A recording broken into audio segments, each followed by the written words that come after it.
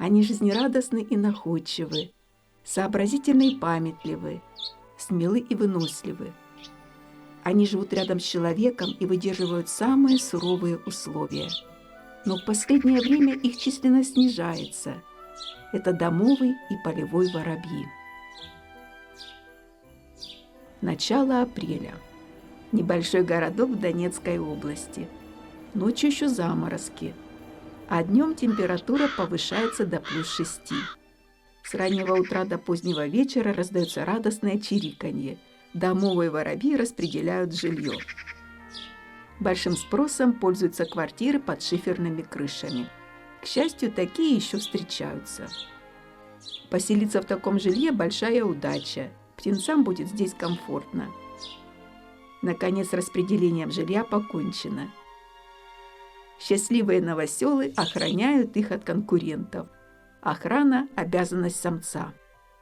Параллельно с охраной надо заняться еще одним полезным делом – очистить гнездо от прошлогоднего мусора. Наконец, уборка завершена. Настало время обставить квартиру. Самка принесла отличное перышко, но заблудилась. Все квартиры так похожи. Нужно время, чтобы привыкнуть. В растерянности она ищет нужный вход. Наконец, разобравшись, пытается попасть в свою квартиру. Но самец стоит у входа и не догадывается пропустить. Перышко падает. Какая досада! Самец ее утешает. Совместная постройка гнезда помогает укрепить отношения, но работать согласованно не так-то просто. Воробьи – птицы коллективные, поэтому строят гнезда близко друг от друга. На этой крыше живет еще 2 семьи. На соседнем здании под металлочерепичной кровлей тоже поселилась семейная пара. Хозяева заняты обустройством жилья. В перерывах между строительством самец добросовестно охраняет свои владения. Квартира у них не такая шикарная, как у соседей. Летом от солнечных лучей металлочерепица сильно нагревается. Потомство может погибнуть. Впрочем, первому выводку жара не грозит, а со вторым будет посложнее. Но за неимением лучшего сойдет и такое. Благоустройство гнезда закончено. Пора скрепить союз. Они вместе будут всю жизнь. К сожалению, век их недолог. Большинство воробьев по разным причинам не доживает и до 2 лет.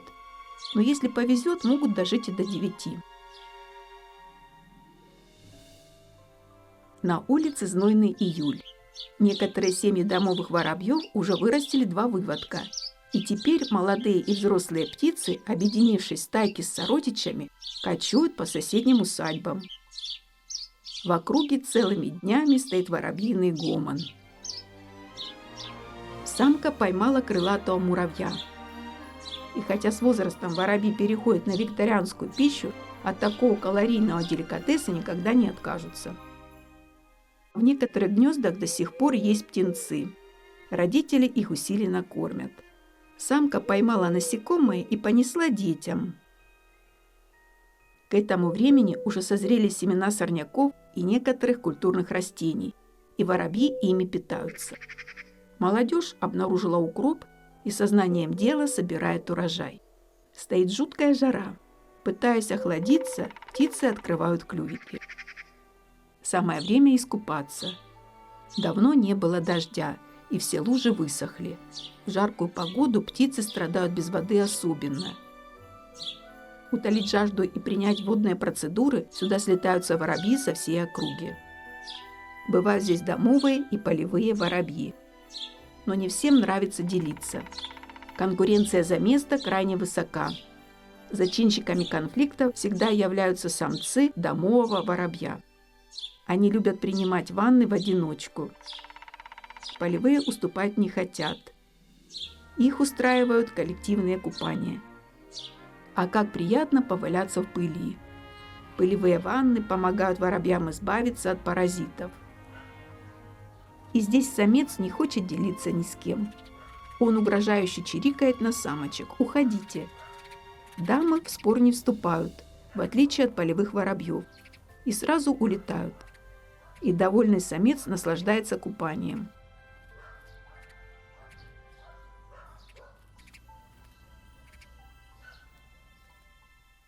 как приятно после горячих пылевых ванн охладиться в водичке.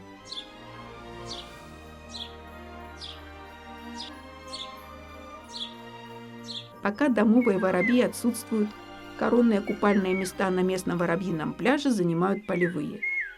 Какое наслаждение погонять паразитов! Лето – замечательная пора. Жаль, что длится оно не круглый год.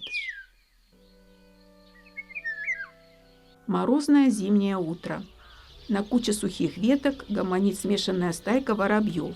Зимой, светлое время, они ежедневно собираются здесь, а ночевать отправляются каждый в свое укрытие. Кто-то чирикает, кто-то дремлет, а кто-то смазывает перья жиром из копчиковой железы. Это дает дополнительную защиту от холода. Есть в этой веселой компании и домовые, и полевые представители. Зимой жизнь воробьев проходит в постоянной борьбе. В отдалении от стайки сидит полевой воробей. Его внимание привлекла голубятня. Там только что насыпали зерно. Голуби завтракают. Воробей сегодня еще ничего не ел, но в вольере люди, и страх удерживает его. Он пристально наблюдает, но сделать первый шаг долго не решается. Однако он отчаянно хочет есть и, несмотря на присутствие человека, решает рискнуть. Он находит дырку и проникает в вольер.